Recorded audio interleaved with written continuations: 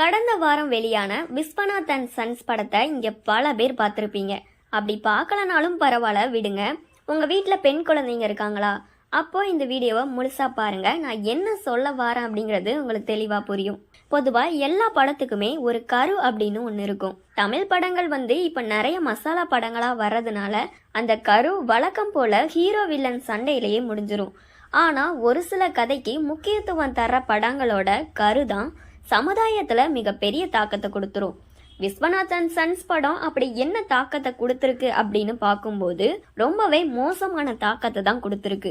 பெண் சுதந்திரம், பெண் கல்வின்னு பேசுற சினிமாக்கள் எல்லாமே தங்களோட படங்கள்ல நிறையவே முரண்களை சுமந்துகிட்டு தான் இருக்குது.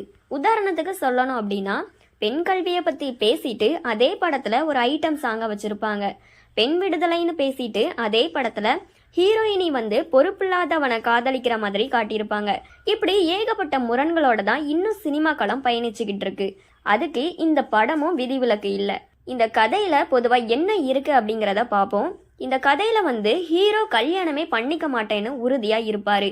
ஆனா அவங்களோட அம்மாவோட அழுத்தம் தாங்க முடியாம வெளிநாட்டுக்கு போய் செயற்கை கருத்தரித்தல் மூலமா ஒரு வாடகை தாயை தேர்ந்தெடுத்து அவங்க மூலமா ஒரு குழந்தையை பெற்றுக்கிட்டு இந்தியா திரும்புறாரு. இதனால இவங்க சமுதாயத்துக்கு என்ன கருத்து சொல்றாங்க அப்படின்னு பார்க்கும்போது, பெண்கள் பல பேர் இருக்காங்க, உங்க காசை கொட்டி அவங்க வயத்துல குழந்தைய வளர்த்துக்கலாம்னு சொல்றாங்களா, இல்ல ஆணுக்கு குழந்தை பெத்துக்க குடும்பம் தேவையில்லை, கல்யாணம் தேவையில்லை அப்படின்னு சொல்றாங்களா? எதை எப்படி எடுத்துக்கிட்டாலும் தவறான விளைவு தான் தருது. ஒரு குழந்தைய பெத்துக்கிறது அப்படின்றது ஒரு பொண்ணோட உரிமை அப்படின்றத தாண்டியும் அது குடும்ப கட்டமைப்போட அடுத்த கட்ட வளர்ச்சி.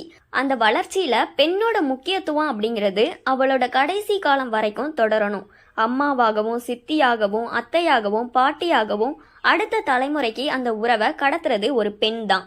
ஆனா இந்த மாதிரி படங்கள்ல பெத்து கொடுத்துட்டு காசை வாங்கிட்டு போன்னு சொல்ற கருத்து இப்போ வளர்ற தலைமுறை பெண்களுக்கு நல்ல கருத்து தானா? இத பாக்குற அவங்களோட மனசுல நீங்க விதைக்கிற விதை இதுதானா? தமிழ் சினிமா அப்படின்றது சமூக வாழ்வியல்ல ஒன்னோடு ஒன்னா கலந்து பயணிக்கிறது.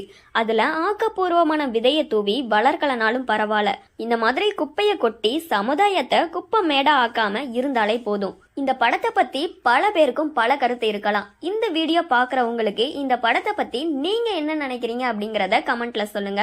அடுத்த வீடியோல உங்களை பாக்குறேன். பாய்.